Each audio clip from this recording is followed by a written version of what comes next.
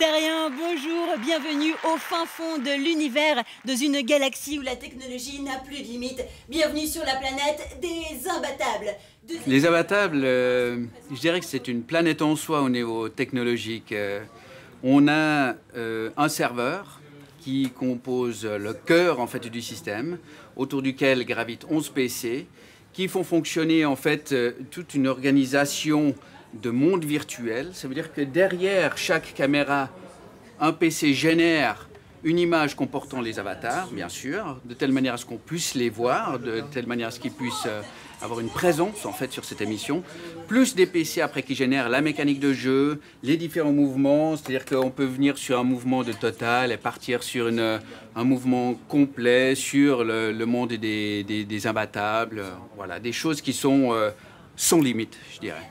C'est la première fois qu'on travaille non pas en Blue Box, mais qu'on ait cet univers d'avatar dans lequel on a vraiment un public qui peut jouer en ligne, mais qui se retrouve dans l'émission de télévision. C'est là tout l'intérêt, puisque là, il y a une interaction complètement nouvelle. Les imbattables sont une première à la télévision dans le sens où cette technologie en adéquation avec un jeu et la possibilité de jouer en direct sur une émission préenregistrée n'existe pas. Et la RTS est la première chaîne pilote finalement à avoir développé l'ensemble du concept. Elle est d'ailleurs en partie propriétaire aussi de ce format qu'elle souhaite commercialiser dans le monde parce qu'effectivement c'est aussi porté à l'international un savoir-faire interne qu'on a développé au service de nos téléspectateurs. C'est tout bleu, ouais, pour que justement c'est un studio virtuel.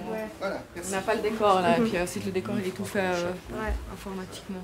Les enregistrements s'effectuent d'une manière assez conventionnelle, si ce n'est qu'on est dans un fond bleu. La difficulté réside particulièrement pour l'animation, puisque quand Marie-Ève, l'animatrice de l'émission des Imbattables, elle dit « Bonjour !» tout le monde, bonjour les avatars, et on entend tout le monde crier, mais sur le plateau, effectivement, on a simplement un mur bleu.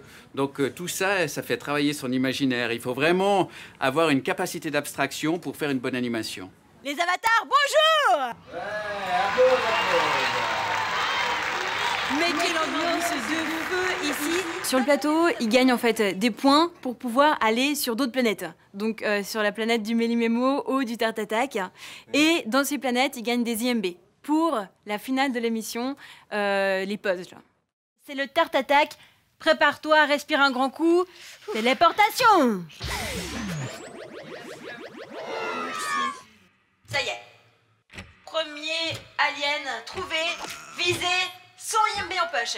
Et il ne faut pas perdre trop de temps parce que vous n'avez pas les IMB du Méli-Mémo, donc il faut vraiment faire le plein pour le Photoreka. Quand on tourne en Blue Box, c'est pas toujours facile.